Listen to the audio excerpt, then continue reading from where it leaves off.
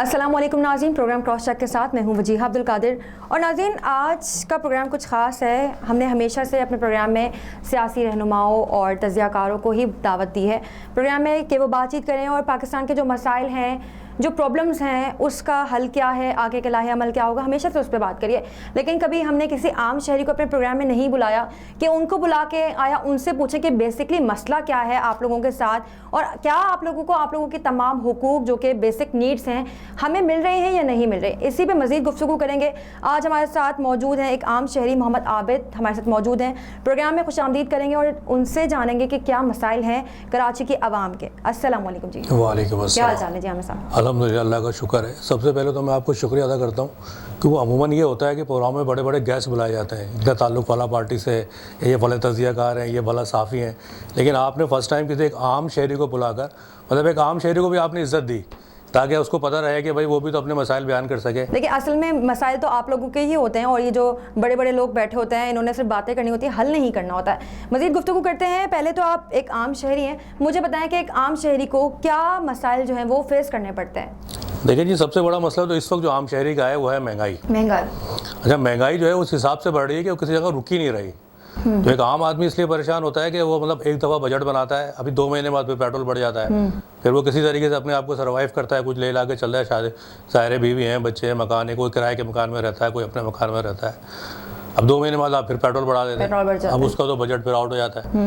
हमारे यहाँ ये मसला है कि पेट्रोल बढ़ता है, हर चीज़ बढ़ती है, ऐसा ही है। पेट्रोल एक ऐसी ऐसी चीज़ है जिसको अगर आप एक जगह रोक देना, बेसिक आप इसको 200 पे ला के रोक दें, 200 रुपये लीटर कर दें, लेकिन फिक्स कर दें जी 1 साल तक का पेट्रोल बढ़ेगा नहीं वो एक तो मेरा ये ख्याल होगा कि एक आम शहरी ना इसको सबसे ज़्यादा सहूलत मिलेगी, वो पूरे साल का बजट बना लेगा। अब वो 2 महीने का बनाता है, 3 महीने बाद पेट्रोल बढ़ जाता है, वहाँ दूध बढ़ गया, वहाँ हर चीज़ बढ़ गई। अब बढ़ाने वाले तो मुझे भाई क्यों बढ़ गई जी, पेट्रोल की कीमत बढ़ गई। तो यार आप पेट्रोल को तो एक जगह रोकें, पेट्रोल को एक जगह रोकें, बेशक उसको 200 रुपये लीटर कर दें, लेकिन एक जगह रोक दें कि भाई अब 1 साल तक इसकी कीमत नहीं बढ़ेगी। तो मुझे लग रहा है कि आम शहरी ना इससे बहुत सहूलत मिलेगी उसको और बहुत सुकून मिलेगा। अच्छा, अगर हम बिजली की कीमतों पे बात करते हैं, लाइट भी नहीं होती कराची में, तो आपका क्या कहना है इस बारे में? देखिए जी, कराची तो आपको पता है अब तो क्या इलेक्ट्रिक हो गया, पहले की ये ऐसी हुआ करता था जो गवर्नमेंट के अंडर में था। अब ये प्राइवेट सेक्टर है, प्राइवेट सेक्टर तो अपने हिसाब से चलाता है, जो गवर्नमेंट के तो उसमें होता ही नहीं है कंट्रोल के अंदर। तो इसमें क्या मसाइल आपको देखने को मिल रहा है? ये मसाइल यही होता है ना कि जब उनका दिल करता है वो टैरिफ बढ़ा देते हैं, जब दिल करता है बिजली के पैसे बढ़ा देते हैं। आपके यहाँ इस वक्त 7-7 साढ़े 7-7 घंटे की लोड शेडिंग है बहुत से शहरों में, 2.5 घंटे की नहीं 3 दफ़ा जारी होती है। आप मुझे बताएंगे फिर बिजली का बिल क्यों नहीं कम होता? वो तो नहीं कम होता कभी भी। मतलब ये कैसा सिस्टम उन्होंने बनाया हुआ है कि जी आप 24 घंटे लाइट चली गई, कभी भी ऐसा हुआ पूरा कराची बंद हो गया, 24 घंटे लाइट नहीं थी, मगर बिजली का बिल कम नहीं हुआ। तो क्या हम बिजली यूज़ नहीं करेंगे जब भी बिल देंगे? ऐसे ही। अच्छा, अगर बात करते हैं गैस की, तो आपको पता है कि गैस ने जो है वो उसका जो बहरान है पाकिस्तान में काफ़ी ज़्यादा वो शिद्दत इख्तियार कर गया है। आम शहरी को गैस के क्या मसाइल हैं, बात करते हैं इसी पर। ज़रा बताइएगा आबिद साहब कि 3 टाइम जो है वो गैस नहीं आती, जिसमें हम सुबह लोग और छोटे बच्चे जो हैं वो बिना नाश्ता किए घरों से बाहर चले जाते हैं, जहाँ भी काम जहाँ होता है।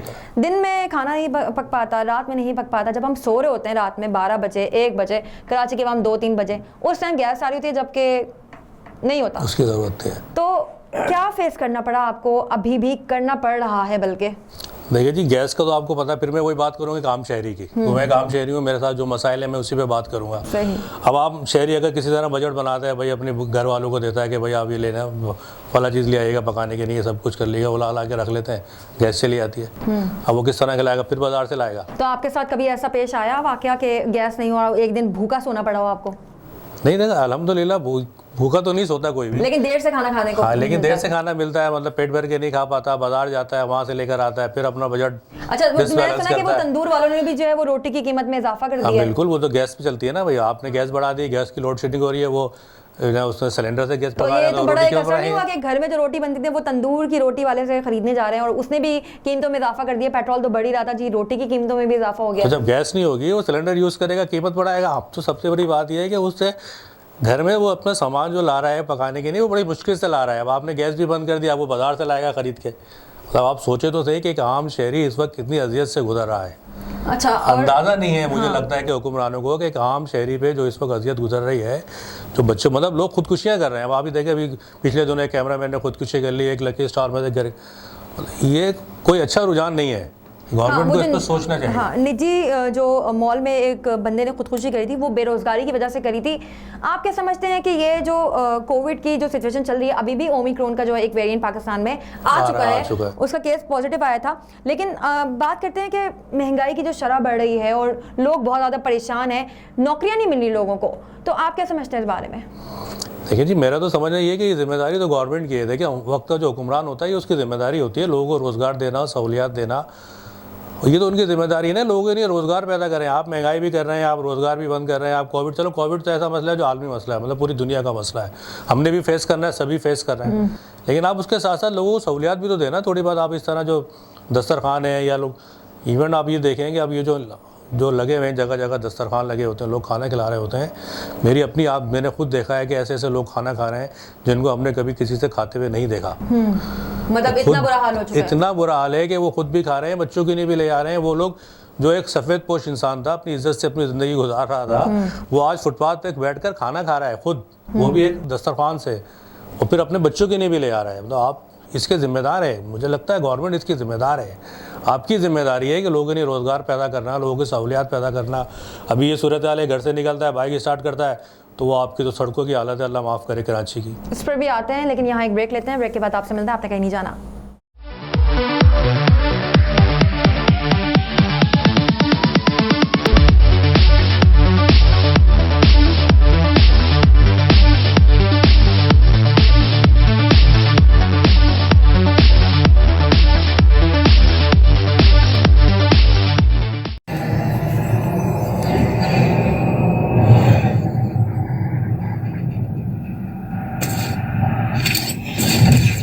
Kaba Fusion is a pharmacist-owned, patient-focused team of professionals with over 30 years' experience providing intravenous medication to pediatric and adult patients in the comfort and safety of their own home. Founded by Dr. Sohail Masood, a pioneer in the home infusion industry and recipient of Ernst & Young's Entrepreneur of the Year Award, Kaba Fusion has 28 state-of-the-art compounding pharmacies across the country with service capabilities nationwide.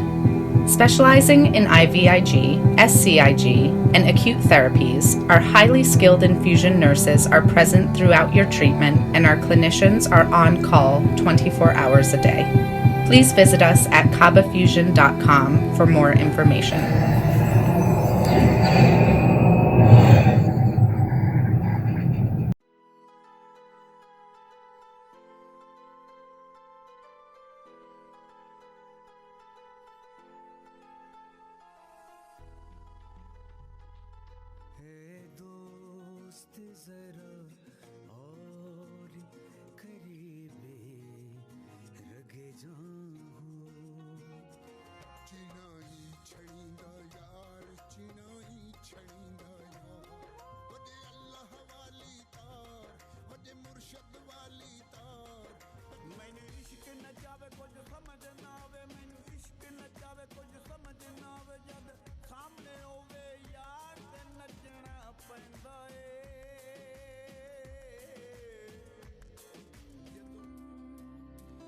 उस दिन तुम खुशी मनाना, पर सबके संगी हैं।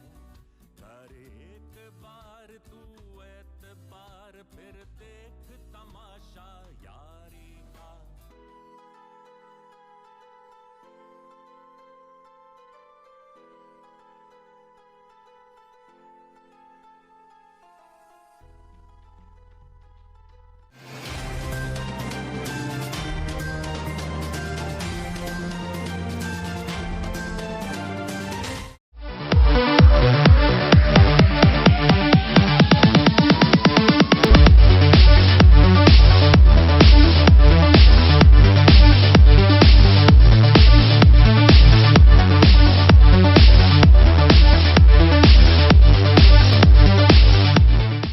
नाज़रीन, ब्रेक के बाद वापस आ गए हैं और यहीं से कंटिन्यू करते हैं। आपने बात करी थी अभी लोगों की बात करी थी आपने, और आपने कहा था कि सिंध हुकूमत की आपने बात करी थी। अगर हम रोड्स वगैरह की बात करते हैं, अगर हम बाहर जाके देखते हैं तो कितने ज़्यादा एक्सीडेंट होते हैं कराची में, क्योंकि रोडों जो उनकी सड़कें हैं वो बिल्कुल भी सही तरीके से नहीं बनी हुई। आप कैसा सीमेंट इस्तेमाल करते हैं बिल्कुल भी आपको नहीं पता कि मतलब उससे कितनी लाखों से ज़ायद लोग जो हैं उनकी जानें जाती हैं सिर्फ वो ख़राब बजरी और सीमेंट इस्तेमाल करने की वजह से। जगह जगह से जो है वो उसमें रोड टूट जाते हैं, मिलावट करते हैं, फिर वही सबब बनता है एक्सीडेंट का। तो आप इस हवाले से क्या कहना चाहेंगे कि लाखों की तादाद में लोग रोज़ मर रहे होते हैं, सबसे ज़्यादा एक्सीडेंट से मर रहे होते हैं, क्या कहना चाहेंगे आप इस बारे में? मैं तो फिर वही क्या ये बात ही कहना चाहूँगा, मतलब हमारे रोड की हालत देख लें कराची की इस वक्त जो है, मतलब बारिश होती है तो हमारे नाले भर जाते हैं, सड़कें टूट जाती हैं, ट्रैफिक और लोग रोड पे निकले तो घंटों ट्रैफिक में फंस जाते हैं। और इसकी जिम्मेदार ये है जो हमारे रोड इसकी जिम्मेदार है तो गवर्नमेंट जिम्मेदार है ना सर। सिंध गवर्नमेंट, अगर सिंध है तो सिंध गवर्नमेंट है। अगर आप कराची को सिंध समझ रहे हो तो फिर आप भी जिम्मेदार हैं। तो फिर आपका भी काम है कि आप सिंध, कराची को भी सिंध समझें, इसकी सड़कों को भी, यहाँ के आवाम को भी सिंधी समझें, या आप पाकिस्तान का शहरी समझें। उनकी सहूलियात के लिए भी वो सब कुछ प्रोवाइड कर रहे हैं जो आपकी जिम्मेदारी है। अगर आप इस तरह लावारी छोड़ देंगे, आप पता है सिंध का जो 70% रेवेन्यू पाकिस्तान का है वो सिंध दे रहा है, तो सिंध तो नहीं दे रहा है ना, वो तो कराची दे रहा है। अगर आपने कराची को बर्बाद कर दिया तो आपका रेवेन्यू बर्बाद हो गया। कराची के अलावा सिंध का कौन सा ऐसा शहर है जो आपको रेवेन्यू दे रहा है, आप बताएं? ऐसा कोई शहर नहीं है, सिर्फ कराची आपको कमा के दे रहा है। तो ये जो कमाऊ पूत बेटा है आपका, आप इस पे कुछ लगाए तो सही। यहाँ के शहरी जो रह रहे हैं उनकी सड़कों के हैं, पानी का मसला, पानी के देंगे, पानी के मसाइल हैं। पानी देखे अच्छा, पानी के क्या मसाइल आपको फेस करने पड़ रहे हैं? देखिए जी, सबसे बड़ी बात तो ये कि पानी आता ही नहीं है। वाटर बोर्ड वाले पानी देते ही नहीं, हफ्ते में 1 दिन दे रहे हैं, 2 दिन दे रहे हैं। टैंकर्स दिलवाने पड़ते हैं। फिर वो टैंकर वालों को कहाँ से पानी दे रहे हैं? तो मतलब वो टैंकर आपको दिलवाने पड़ते तो वो भी बड़ा महंगा पड़ता होगा भैया। आपको 8-8 हज़ार, बीच में तो 12-12, 8-8 हज़ार के टैंकर हो गए थे। तो मतलब आप ये सोचें कि जिनकी 10-10, 20-20 हज़ार रुपए तनख्वाहें, अगर वो 8-8 हज़ार पानी के टैंकर वालों को देंगे तो वो खुद किस तरीके से जो है वो सर्वाइव करेंगे? क्या कहेंगे आप इस बारे में? बिल्कुल, आप खुद सोच लेना। जब मकसद ये कि 20 से 25 हज़ार रुपये आम आदमी कमाता है, मजदूर तबका जो भी होता है, इससे ज़्यादा किसी की सैलरी नहीं है। अगर वो फ्लैट में रह रहा है तो किराए पे रह रहा है, उसमें किराया भी देना है। किराए के साथ पानी नहीं आ रहा तो वो यूनियन वाले बोलेंगे जी पैसे दें, अब तो टैंकर डलवाने हैं। मुझे सबसे बड़ी बात है, अगर बिजली है, गैस का बिल है, ये सारे बिल उसमें शामिल हो जाते हैं। जिनकी 20-20, 30-30 हज़ार सैलरी है, और 5-5 हज़ार आप बिल भेज देते हैं। जितने बड़े घर नहीं होते और जितनी ज़्यादा सैलरी नहीं होती, उससे ज़्यादा जो है वो बिल आ जाते हैं, अखराजात बढ़ जाते हैं। मतलब फिर आमदनी, अब सबसे ना खुदकुशी का रुझान जो बढ़ता चला जा रहा है, इसको उसकी बेसिक वजह यही है कि लोग कमा कम रहे हैं, अखराजात ज़्यादा हैं। लेकिन जो घर में जब कोई देखता है बच्चा भूखा है तो उसको तो बर्दाश्त नहीं करेगा ना कोई, मतलब बेरोजगार है, अगर जॉब नहीं है उसके बाद। ये जो लोग फाका कशी करने पे मजबूर हो जाते हैं और बेरोजगारी जो बढ़ रही है, आपको नहीं लगता कि इसका ज़्यादा जो रुझान है वो लोग जो है वो ज़्यादातर जाकर खुदकुशियाँ करना मुनासिब समझते हैं कि और जो हमारी ऑर्गेनाइजेशन है जो कि पार्टी ऑर्गेनाइजेशन को चला रही हैं, वो लोगों के मरने के बाद, उस शख्स के मरने के बाद उनके घरों पे जाती हैं, फिर उनको सपोर्ट करती हैं। आप क्या समझते हैं कि जिंदगी में पहले ही नहीं करने चाहिए उन बंदों को सपोर्ट, कि वो खुदकुशी की नौबत ही ना आए उन पर? ये तो सबसे बड़ा सानिया है, मतलब मेरी नज़र में, कि जब कोई बंदा मर जाता है, खुदकुशी कर लेता है, तो 10 हज़ार हमदर्द पैदा हो जाते हैं। जी हम आपके बच्चों की तालीम का खर्चा हम बर्दाश्त करें, कोई कह रहा है जी हम राशन दे रहे हैं, कोई कह रहा है जी आपको घर की फिक्र नहीं, हम किराया हम दे देंगे। वो जब वो बंदा जिंदा था, रो रहा था, चीख रहा था, चिल्ला रहा था, दोस्तों को आवाज़ें दे रहा था, उस वक्त कहाँ थे ये लोग? अब इसमें ये होता है कि बंदा बोलते हैं यार अगर हम कुछ नहीं कर सकते अपने बच्चों के लिए, अपनी बीवी के लिए, तो खुदकुशी कर लें। उससे ये होगा कि हमारी जान जाएगी लेकिन हमारे बच्चे तो भूखे नहीं सोएंगे। ऐसे ही ये रुझान आम होता जा रहा है, लोग बढ़ता जा रहा है, क्योंकि वो जब किसी के पास जाता है हेल्प के लिए तो कोई नहीं करता उसके। इवन अब तो ये दौर आ गया कि किसी को ये पता चल जाए ये बंदा बेरोजगार है, राशन वाला राशन देना बंद कर देता है। अच्छा, अगर हम बात करें स्कूल्स वगैरह की बात करते हैं, आपके बच्चे भी स्कूल जाते होंगे, तो जो कोविड का फेज़ आया था, किस तरीके से आपने फेस किया उसमें, और बच्चों ने किस तरीके से फेस किया? देखिए कोविड का फेज़ था, एक तो ताजिर वैसे ही परेशान था, कारोबार आपको था बंद था, बेरोजगारी इतनी थी। जिसके बच्चे प्राइवेट स्कूल में पढ़ रहे थे, प्राइवेट स्कूल वाले तो फीस छोड़ते ही नहीं छोड़ते। बच्चे स्कूल नहीं जाते लेकिन फीस चाहिए उनको जी। ऑनलाइन पढ़ाई, तो बच्चों को तो ऑनलाइन पढ़ाई, उनके पास तो एंड्रॉइड मोबाइल ही नहीं है, एंड्रॉइड फ़ोन नहीं है। एंड्रॉइड फ़ोन है भी तो इंटरनेट नहीं है घर में, नेट नहीं है, नेट यूज़ चाहिए। वो किस तरह ऑनलाइन क्लास लेंगे? आप बताएं, ले सकते हैं? मेरा ख्याल है कि एक आम आदमी का, मजदूर का तबका बच्चा जो है वो क्लास नहीं ले सकता। अगर आपको फीस चाहिए बिल्कुल। अभी ये हालत देखने में आई है कि जब 9-10 के पेपर हुए हैं, जो 10 के बच्चों ने पेपर दिए हैं, उनसे आखिरी वक्त तक फीस ली गई है, एडमिट कार्ड नहीं दिए गए कि जी वो फीस जमा कराएं। तो अब दूसरे दिन पेपर है, पेरेंट्स खड़े हुए स्कूलों के सामने, बोले जी कोविड चल रहा है, आप भी परेशान हैं, हम भी परेशान हैं। नहीं, हमारा मसला नहीं है ये, बच्ची ने पेपर देना, एडमिट कार्ड चाहिए, फीस क्लियर करें आप। ये तक किया गया है प्राइवेट स्कूलों के अंदर। अब आप बताएं कि आम आदमी क्या करेगा? बिल्कुल। इन दी एंड अगर आप कोई मैसेज देना चाहते हैं तो ये कैमरा है, प्लीज़ आप मैसेज दे सकते हैं। जी मैं तो इस वक्त मौजूदा हुक्मरानों को ये मैसेज दूंगा और उनसे यही कहूँगा कि ये आपकी जिम्मेदारी है हर लिहाज से गवर्नमेंट की जिम्मेदारी है कि वो आम सहूलत के आम शहरियों के लिए उनकी सहूलियात का, उनका रोज़गार का इंतज़ाम करें। आम शहरी आपकी इकनॉमी, आपकी मईशत बेहतर नहीं कर सकता। ये काम हुक्मरानों का है कि वो लोगों के लिए रोज़गार का इंतज़ाम करें। महंगाई बेशक कर दें, लेकिन रोज़गार का इंतज़ाम करें ताकि वो कमाएँ और खिलाएँ। नहीं तो इस तरह ख़ुदकुशियाँ बढ़ती रहेंगी और ये अदाब हम पर भी आएगा, गवर्नमेंट पे भी आएगा। बहुत शुक्रिया मोहम्मद आबिद साहब प्रोग्राम में टाइम देने के लिए। थैंक यू जी, आपका भी शुक्रिया, आपने बुलाया। जी नाज़रीन, प्रोग्राम को यहीं ख़त्म करते हैं। आपने मोहम्मद आबिद साहब जो कि एक आम शहरी थे, उनकी बातें सुनी। उन्होंने बताया कि एक शहरी को क्या क्या चीज़ें फेस करनी पड़ रही हैं, किस तरीके से वो इन मसाइल से गुजरता हुआ एक के बाद एक लेवल पार करता जा रहा है और आगे और भी मुश्किलात खड़ी हुई हैं। इसी के साथ अपनी होस्ट वजीहा अब्दुल कादिर को दीजिए इजाज़त। देखते रहिए programme cross check. Equal justice under law. We haven't yet lived up to that promise, marginalized communities across our nation. I'm Faisal Gill. I saw how the color of your skin, so I went to law school because I wanted to fight to make the law work for all, because I wanted to give back, because black lives matter, because we need to incarcerate less and educate more. Deserves justice.